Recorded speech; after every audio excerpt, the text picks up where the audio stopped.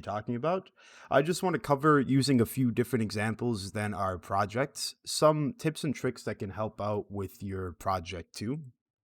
Again, project one was due last session. So again, if you didn't have that submitted in, please make sure you're submitting it. You only get a 10% reduction. So make sure that's in before the session 5 cutoff. And with project two, that will be due on next session. And if we take a look at it really quickly, I have it pulled up here. It's pretty in depth with details, but I want to do a few examples of some things in Photopea that might not be obvious when we're first starting, such as merging layers and the history pane. So I want to show off those using a small example just so that you guys are a bit familiar with how it all works. So if we go ahead to our content here, and then I updated our little participation assessments that I created here. So if you go ahead and take a look at this one and you scroll down to the bottom here, what we're doing today, just because it's a new month and everything, I decided to just do a little bird with a top hat in some type of scene, whichever one you guys like. But the reason I wanted to do this is because I want to showcase merging layers and what happens when we merge the layers and how we can fix some issues that arise with it and some problems that arise with it as well. One of the issues you might run in when you're merging layers is you don't have a history of that layer. I've seen that a lot in this class where students would merge all their work and then forget that you can't unmerge it if you open it again. So I'll show off in a small example what's a good way to approach that scenario to avoid it from happening. So for your participation today, all I would like to see is for you to try your own hand at creating, you don't need to use the bird and the hat with the forest, although I provided for you guys. You can use any image you'd like, but I'm just going to go ahead and use these images that I created, or excuse me, that I have here for everyone so that we can get started here. So if you go ahead and open up Photopea, and then you go to your session 4 folder. Again, where I have these session folders is inside your content folder for new files added by instructor and then session 4. Now there's a few different images here that you can work with. We have the 3 of them. I'm just going to go ahead and download each of them. I have the bird, forest, and hat. And then what I'll do in my Photopea is just open them up inside of my project here. I'm going to go to downloads and then just open each of them. And what I'll do for right now is I'll open them individually because I think sometimes it's a bit tough to try and work between some PSD files. So if we have a few of them open, you can see how you can navigate between them. Awesome. So I think, all right, everyone can still hear me. So inside of these PSD files, you'll notice that each of them are separated. And in our participation assessment, I'm able to get all of the images inside of the one.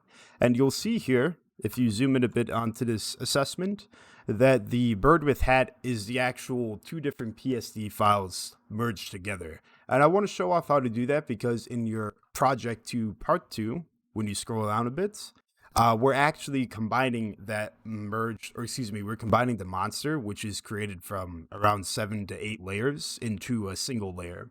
So we can do that here with definitely a smaller example, but it's the same effect. So to get started, why don't we try to make the bird with the top hat here? So I'm just going to go into my hat PSD file. And then you'll notice actually, if you look between the 2 of these, you'll see how there's some smaller white and gray boxes in the background here. And if you take a look at the hat PSD file, they're much larger. So sometimes when you download an image online that says it has a transparent background, Photopea doesn't make it as transparent as you would like it, so there's still a background to it. So all I'm going to do here is take my magic wand tool, and this is what we did in DM140 when we were deleting backgrounds with selections. And then I'm just going to go ahead and click somewhere in the background to get it all highlighted. And then I can just go up to Edit, Cut. And then I can do the same with the gray, although it is selecting a bit of the hat. That's all right for right now. And then we can go to Edit and Cut. And then we can go to Select and Deselect. And now, although we're missing a bit of it because the colors were a bit similar, we're able to get most of the hat there. And just for our purposes here, we can just stick with that. So now, from Project 1, you might have been a bit familiar with dragging images into other images. So all I'm going to do to be able to get my hat on top of my bird over here is I'm going to go ahead and select the layer that's inside of this pane here. And then I can just drag it over until I see it's highlighted in blue at the top up there. It's kind of hard to see because sometimes the layer name hides it in front of us, but usually if you just release it while it's blue, you'll see it will pop in there. So now I got a bird, and the hat's a bit too big for the bird here. So with my hat layer selected, and I might actually rename this into hat myself, just so that you guys understand the differences between them, and for my own sake as well. And then after I renamed it hats, I can go up to edits and free transform. And this is what you did a lot in the project 2 part 1. If we go up here to the top, let me see here. If you see here, we're doing a lot of free transformation and stuff like that with a bunch of different layers. So the same idea applies here, where you're just free transforming some layers and you're kind of eyeballing it to make it seem like it works a bit better. But that seems good enough for this one. So now I have a bird with a hat on top of his head. And now I need to figure out, okay, how do I go ahead and drag my bird into this scene that's over here? So for our purposes here, you might notice that, all right, I only have 2 layers. So what I can do is do what I did earlier, where I drag the hat from its hat.psd file over to this image. I could do the same technically over here. So I drag the hat in, and then I can go ahead and drag the bird in over here as well. Oh, I dragged the hat twice. Sorry about that. Let me see if I can grab the bird. Oh, and it's hidden underneath there. If you notice here, the bird on the layer pane is underneath the background. And now, so I have my hat and bird in here, and then you could technically say, okay, I got my images over here. But if you notice when we're looking at the Project 2 instruction manual, we have around 7 to 8 layers to work with here. So you don't really want to have to drag every single layer over, right? Because you'd be sitting here for ages trying to drag them over, and then you would have to resize it almost, right? So if I wanted to drag these 2 over again, like I did earlier, with my hat, and then with my bird, if I wanted to move the bird, I would have to drag him over here, and then I messed up in my hat, so then I have to do that. And you'll notice that if I keep adding more layers into this, it gets exponentially more difficult, right? Because then I would have to drag over like 3 to 4 layers at once, and then I have to rearrange them a bit. And of course, if I wanted to make my bird a bit smaller, because this bird is like a giant in this forest, I go to edit free transform, and then I can make my bird smaller. But what happens to the hats? The hat is still really big on the bird still. So there's a lot of issues with just dragging them over one by one. And so I would highly recommend not doing that. And the instruction manual does a decent job of showing you what merging layers does. And I'll show you really quickly here as well why we would merge layers and the benefit it has. So if we go back into our main PSD file where we created our bird, you'll notice that we have 2 separate layers here. All I need to do here to merge them to become one layer is if I click on the top one and then I hold shift on my keyboard, and shift would be above your left control. If you're on Windows, it should be in the same place on Mac as well, I think, underneath caps lock as well. If you're holding the shift key and you left click, you're able to select both of the layers at once. And you'll notice if let me, for instance, duplicate this layer really quickly. And if you see here, let's just say I have a bunch of layers at once. If I select the top one, I can shift click each of these and I'm selecting all of them. A faster way to select all of your layers at once is to shift click the top one. And then if you shift click the bottom layer down here, it will actually select all the layers that are in between it as well. So let's just say with your Frankenstein in Project 2, you have your 8 layers over here. I think I can count right. Yeah, that's 8. You don't need to shift click each one of those. You can actually just shift click the bottom guy and then go up to the top one and shift click that one as well. And then I can open up the files from the Project 2 as well for an example. But for now, just for our participation as well, I want to make sure everyone sees the purpose of doing this here. Awesome. All right. And now I'm going to go ahead and select these two layers here. And after I have these two layers selected, we're able to right click on the two layers, and then you'll see an option near the bottom here that says merge layers. So this is going to be really beneficial for your project too, and for your capstone as well. When you're working with a lot of layers, it could help out as well. And if I click on this one, you'll notice that it takes the top name. You can always rename the layer if you'd like, but I'm just going to call this bird. I'm not too good with names, so I'm just going to call him Bird with Hat. And then after I named him that guy, you'll notice that I only need to drag over my one layer now, right? So if I drag over my layer the same way I did earlier with my hat into my forest image, I'm able to have my bird inside of my forest, and I can drag him around. And if you notice, the issues that I had earlier are actually solved. So one of the big issues I had was that my bird was way too big for my nature scene. Now if I go up to Edit and Free Transform, and I close down my bird here, you'll see that the hat goes with him, and I'm able to put him anywhere I'd like. So that's essentially what your merging of layers is doing, excuse me. It's a way for you to combine layers that you have in one PSD file to help transfer it over, or perhaps you would just like to make your bird with the hats into one image so you can transform him here. It's a very powerful tool. Merging layers is very helpful for projects, and now you can see I have my bird in my background here. But you'll notice here, one of the drawbacks of merging layers, and I've seen this a few times, I've done it myself, where you would merge layers and then you want to change the layers later on. So I merged my bird, and I have my bird with my hat in here. How do I go ahead and get the hat off of the bird? So how would I go about getting the hat off the bird and making it a bit smaller?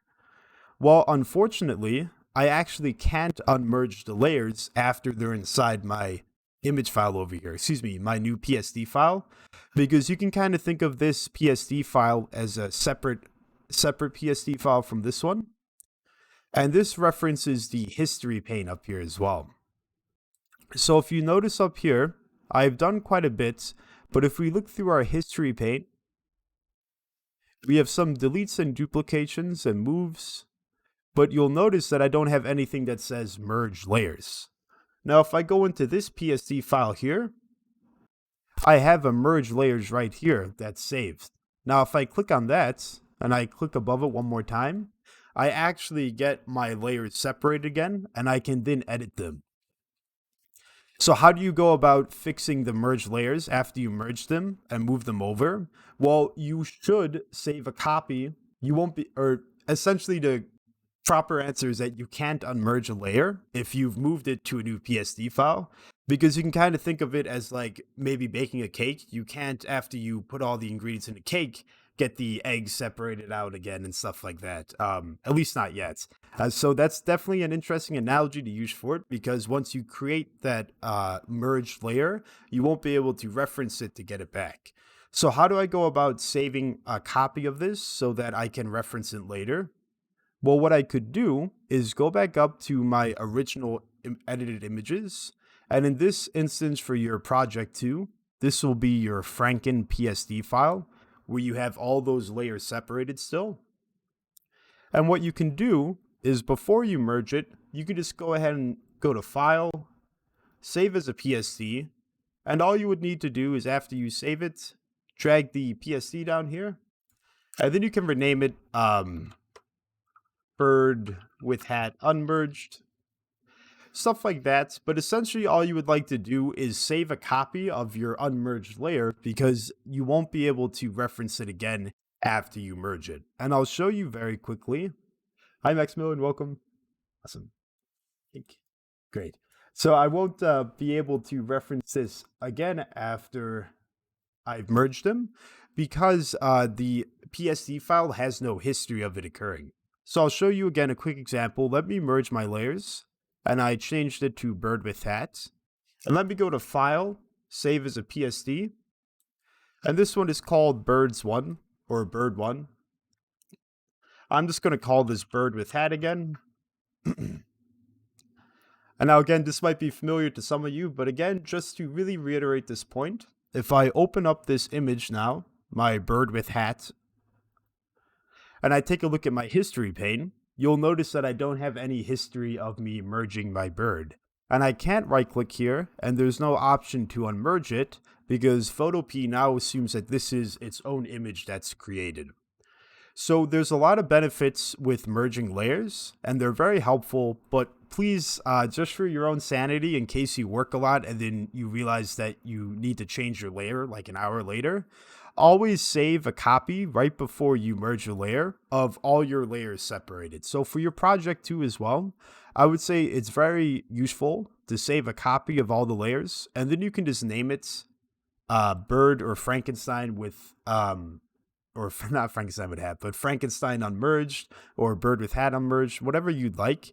But keeping a copy of an unmerged PSD file is very helpful for reference later on. Now I'll show another quick example of this one more time with your Frankenstein data files here. So if I go into your content, and then inside of your student data files, we have our projects and then project 2. And then your monster makeup, you'll see here that we have all of these PSD files. And if I go ahead and create my Frankenstein using them again, let me see if I can quickly drag these guys in here. Let me open up my bottom Franken one. Let me just very quickly drag these in here. Now, I won't create the image right away just because I don't want everyone to have to watch me try to fiddle around with these. But essentially, the same idea is it's the same concept as we're working with our bird. We're still using a lot of different layers in a lot of different places. And the main point that I wanted to show off, do I have that face there?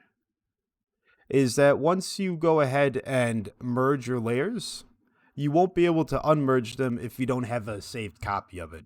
So again, with my Frankenstein, I select the bottom and I select the top up here. And this is just for an example, so make sure you make your monster correctly. If I go to my merge layers down here, I have a reference point in my history pane of my merge layers. So what I want to do before I merge them again is just go ahead and after I've created my monster, save it as a file or as a PSD, and then simply name it unmerged or Franken unmerged. And again, if you feel comfortable enough not doing this, that's completely fine.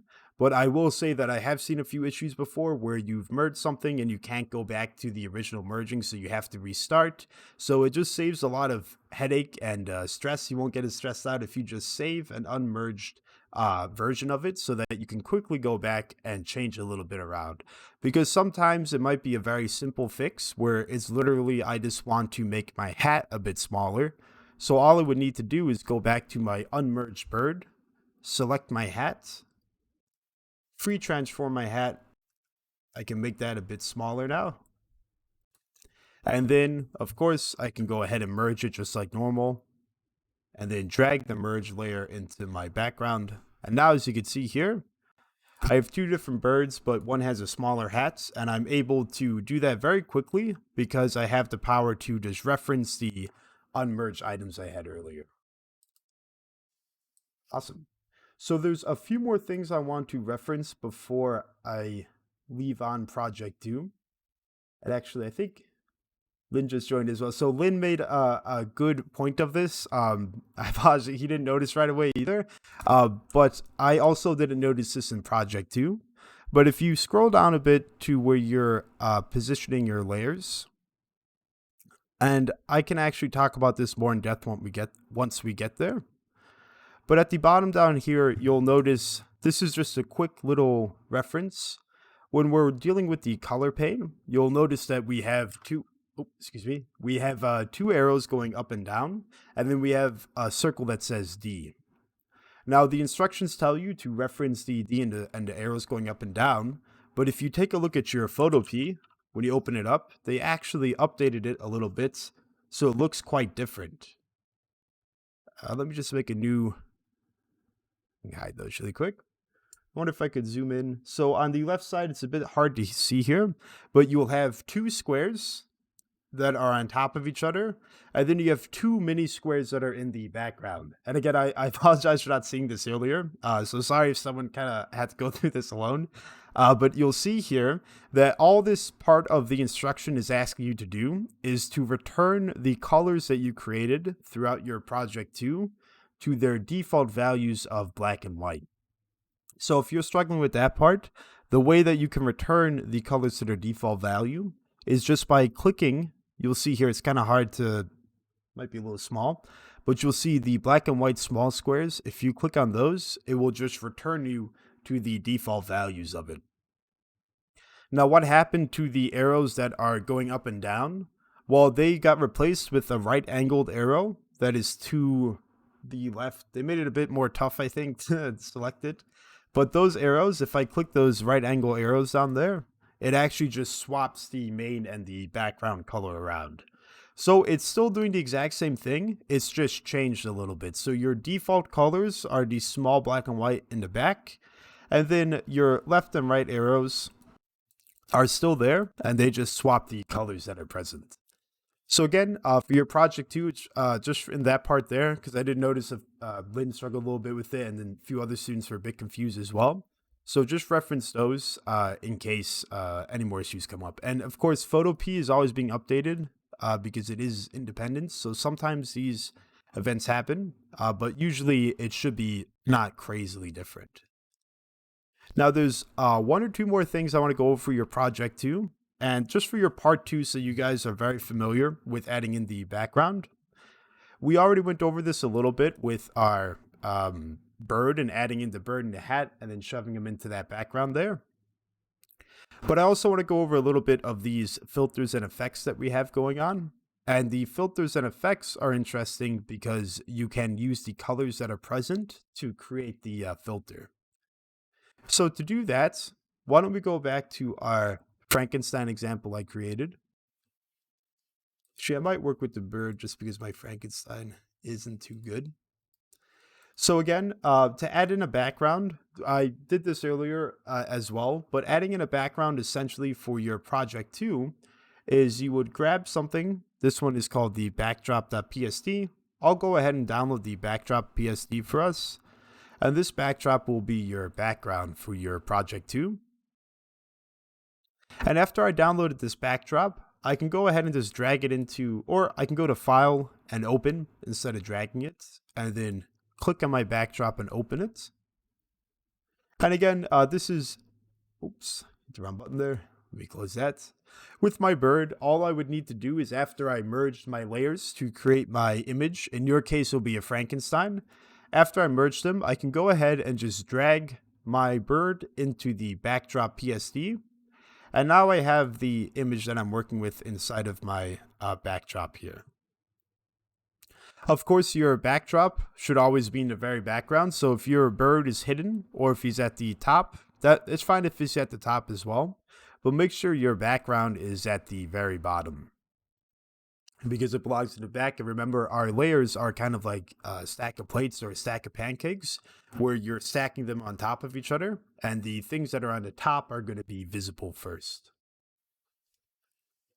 Now, one more thing I want to talk about here is the filters and effects for your tombstone. And of course, following this along the guide should be fine for the project, but I do want to show off a little bit of some cool things you could do with it. So what I'll do is I'll use the same tombstone as the project so that we're a bit familiar with it. So I'm going to go down to my T1 PSD. And if I grab that PSD file and open it up, I'm going to go ahead and just drag it into my image here, because it should just put it in there. And now mine definitely looks a bit different than the project that's given to us. But of course, I'm just showing off some examples of what the concepts are here. So I'm going to open up this. I'm going to make my tombstone a bit bigger. And if we go to our manual, what it's asking us to do is essentially use the filters and effects and also the colors that are given to us in order to make an effect on our tombstone. So it wants us to use the default colors. So what I'll do to follow along with the effects here is I'm going to hit the white and black square at the top over here to go default.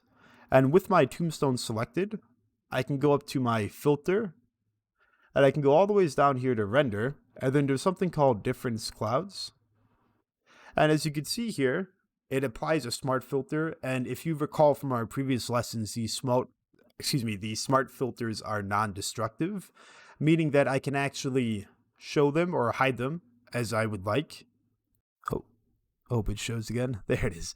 So, and again, smart filters are nice because they can be enabled or disabled as you see fit. So now you'll notice that the difference clouds that I created were black and white. And the reason that we wanted to go back to default, let's see here. Let me go up to free transform in my history pane up here. And again, your history pane is your friend if you just want to go back further.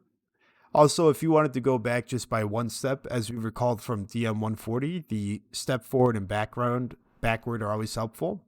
But also, scrolling through history is just as good, and clicking wherever you'd like to go is helpful. But if I go ahead and select different colors here, let me choose a red. I'm going to click on the top one and pick a red. And then I'm going to click on the white one. Maybe I'll pick a blue. And now I have a red and blue image. And if I select my tombstone again, go to filter, render, and difference clouds, you'll notice that it actually makes like a red and blue tombstone instead. So again, the black and white default is fine for this, but if you're ever working on a different project for your capstone, if you want to make something look a bit more unique, or if you ever just wanted to fiddle around with photopea objects, the rendering filter render will use the colors that are provided for you to make a type of color occur. Now, let me do that one there. But again, just because it is a smart filter, we can go ahead and show and hide it as we would like to see fit. But just remember that it's using the colors down here. So that's why we wanted to change them to black and white. Awesome. So the background is pretty straightforward. We've done that a few times. And the filters and effects, I would say definitely play around with them if you'd like. But for your project, you are going to need to render different clouds. And the way you can do that is what I just did there, where we rendered the clouds a bit using different colors. I want to make sure I'm checking. Okay. So I think those were the main big points I wanted to check here, because the rest of it is definitely, yep. So there's just more things to review there per the instructions, but the big guys are there. And again, the background I feel you guys are familiar with because we did a background in our capstones as well. But again, just adding in and organizing your layers is always helpful. And please remember, for merging your layers, I would say it's a very good practice to always keep a copy of your unmerged layers before you go ahead and merge them so that you can reference it later if you want to change anything. Awesome. So I talked a lot there, sorry. But are there any questions, or would anyone like me to go over another aspect of this again? Would there anyone like me to use the Frankenstein images instead of the bird in the hat?